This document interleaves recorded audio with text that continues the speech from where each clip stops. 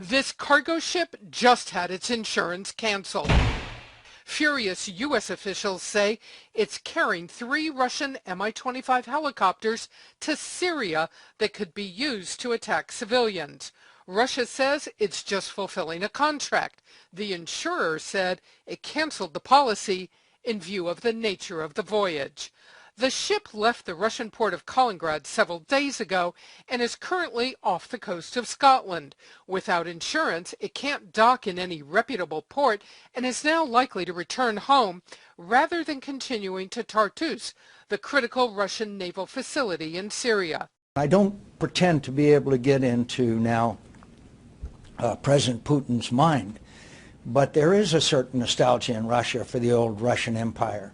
This is their last outpost and port on the Mediterranean. Stopping the shipment is a small victory for the moment.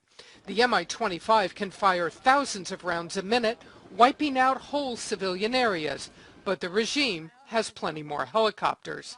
U.S. military intelligence is watching other Russian ships as well. In the Black Sea port of Sevastopol, satellites are keeping their eyes on this ship, the Nikolai Filchenkov, which is loaded with munitions and, according to 2 U.S. officials, a small number of Russian troops.